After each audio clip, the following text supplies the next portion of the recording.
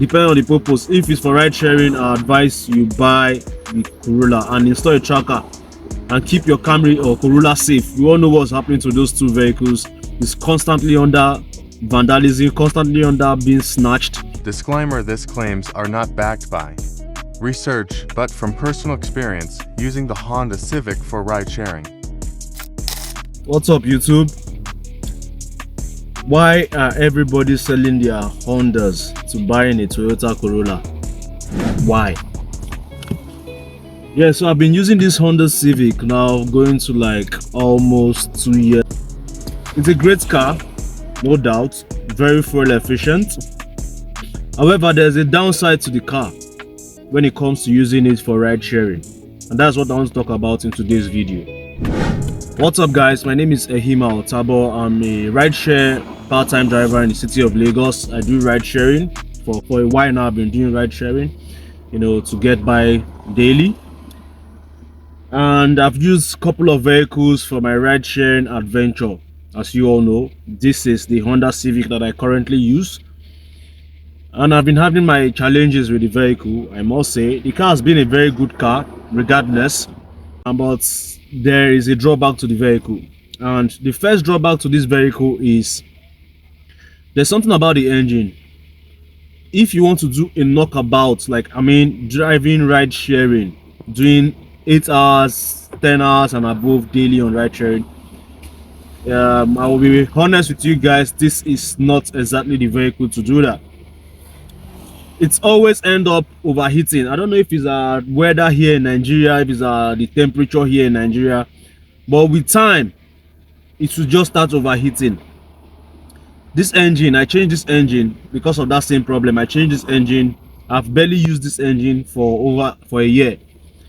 So I don't know, maybe the engine they are bringing in from Europe, from America, is not exactly good. I don't know, I can't explain it, but always overheats, especially when you use it to drive in the daytime when the sun is out. And to be honest, if you're not willing to drive weekdays during the daytime, then you're not ready to do ride sharing, because that's lately that period, daytime during the weekdays, is when you have the time to make something reasonable for that day. Then maybe weekends you can do nights or evening times, but working period during the weekdays is the only time you have to make something reasonable, from the hours of 8 a.m. or 7 a.m. all the way to like 3-4 p.m. Anything after that, it's like remnant. The gearbox is not as rugged, so if you use an automatic Honda Civic, this particular body type, the gearbox is not exactly rugged. I can't say the same thing for a 2008 2009 Honda Civic, but I'm talking of the older generation, which is 2003 all the way to 2005. The gearbox is not rugged. I've seen some couple of reviews about this same problem, that the gearbox can't give you longevity. So that is one of it. That's the second one. The gearbox, the engine eventually overheats, and then the size, the space inside, the space in the truck is quite small. The space in the car is also quite small. Like I'm a tall guy, so I usually like to have enough room space when I'm driving. And once I'm sitting down and somebody wants to sit behind me, I have to adjust the seat a bit forward, which gives me lesser room to drive. So that's the third one. The space is smaller compared to the Toyota Camry and the Toyota Corolla. It is smaller than those other vehicles. So those are the three major things, the major drawbacks for this vehicle.